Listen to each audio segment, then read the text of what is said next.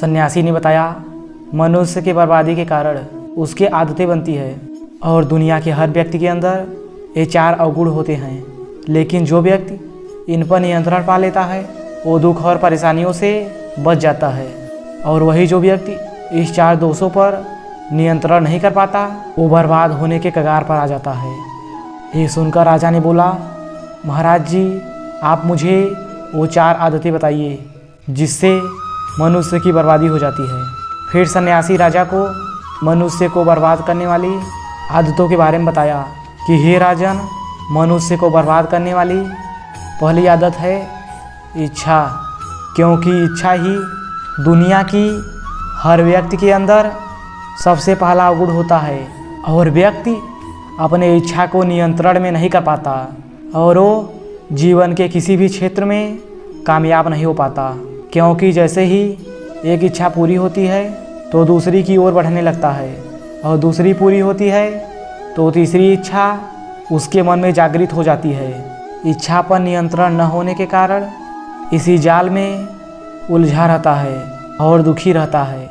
इसीलिए राजन, जब हम इच्छाओं पर नियंत्रण पा लेते हैं तो हम हमारे मन पर भी नियंत्रण पा लेते हैं, और जब हमारा मन हमारे वश में होता है तो हमें सुख की प्राप्ति होती है। जो हम चाहते हैं वही हमारे साथ होता है। फिर सन्यासी कहता है, हे राजन, मनुष्य को बर्बाद करने वाली दूसरी आदत वासना है। वासना का जन्म हमारे मन में उठने वाली इच्छाओं से होता है।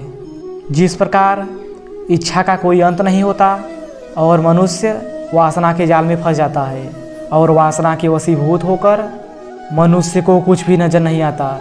आज तक जितनी भी लड़ाई हुई है उनका सबसे बड़ा कारण स्त्री को पाने की इच्छा रही थी। स्त्री के वशीभूत होकर राजा महाराजाओं ने आज से पहले बहुत सारे युद्ध किए। रावण संसार का सबसे बुद्धिमान व्यक्ति था, लेकिन उसने माता सीता के सुंदरता के फेर में आकर फंस जाता है और अपना सब कुछ बर्बाद कर देता है। उसकी मृत्यु का कारण एक स्त्री ही बनी थी। कई राजा महाराजा तो युद्ध में इसलिए हार गए क्योंकि वो स्त्रियों के साथ रासलीला रचाते थे। ईश्वर ने तो स्त्री की उत्पन्न इस संसार को बढ़ाने के लिए किया, लेकिन आजकल लोग वासना को मनोरंजन का साधन बना लिए हैं। ये मनोरंजन नहीं मिलता तो वो पागल हो जाते हैं और न जाने क्या क्या कर बैठते हैं। इसीलिए हे राजन, जितना हो सके उतना वासना से दूर रहना चाहिए। फिर सन्यासी कहता है, हे राजन, मनुष्य को बर्बाद करने वाली तीसरी आदत क्रोध है, क्योंकि मनुष्य को वासना की पूर्ति नहीं होती तो उसके अंदर क्रोध उत्पन्न हो जाता है, और जब व्यक्ति को क्रोध आता है तो उस पर उसका नियंत्रण नहीं होता, और फिर वो क्रोध में आकर कहीं गलती निर्णय ले लेता है। वो दूसरे को भला बुरा बोल देता है, गालियाँ निकाल देता है, और जब उसका क्रोध शांत होता है तो उसे अपने गलती का एहसास होता है, लेकिन तब तक सब कुछ बर्बाद हो चुका होता है। क्रोध के कारण मनुष्य के कहीं बने बनाए काम बिगड़ जाते हैं। जब मनुष्य के भीतर क्रोध उत्पन्न होता है तो वो अंदर से बहुत कमज़ोर हो जाता है, और एक कमज़ोर मनुष्य कुछ भी नहीं कर सकता, उसे कभी भी सफलता हासिल नहीं होती। क्रोध हमारे भीतर तनाव उत्पन्न कर देता है, और अगर एक बार हम तनाव में चले गए तो हमारी पूरी ज़िंदगी बर्बाद हो जाती है। फिर सन्यासी कहता है कि हे राजन, मनुष्य को बर्बाद करने वाली चौथी आदत लालच है। हे राजन, लालच का फल हमेशा बुरा होता है। लालच में पड़कर हम बहुत से लोगों का बुरा कर देते हैं।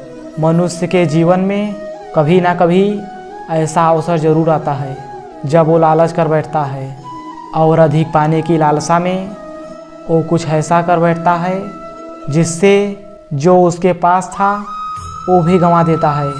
क्योंकि जैसे ही व्यक्ति की एक इच्छा पूरी होती है उसका लालच बढ़ जाता है और उसके अंदर कई आकांक्षाएं जन्म ले लेती हैं। जो व्यक्ति लालच करता है वो कामयाबी से कोसों दूर रहता है, क्योंकि एक ना एक दिन लालच का दुष्प्रभाव सामने आता है। अगर हम समय रहते अगर हम समय रहते लालच को त्याग दें और उसकी फेर में ना पड़े तो हम एक सफल व्यक्ति बन सकते हैं। फिर अंत में सन्यासी राजा से कहता है, हे राजन, अगर मनुष्य इन 4 आदतों को छोड़ देता है तो उसे जीवन में सफल होने से कोई भी नहीं रोक सकता, और जो इन आदतों को नहीं छोड़ता उसे जीवन में बर्बाद होने से कोई नहीं रोक सकता। मैं सन्यासी होकर इस फेर में पड़ गया तो सामान्य मनुष्य इससे बच नहीं सकता, लेकिन हे राजन, मनुष्य को इन 4 आदतों से बचकर रहना चाहिए।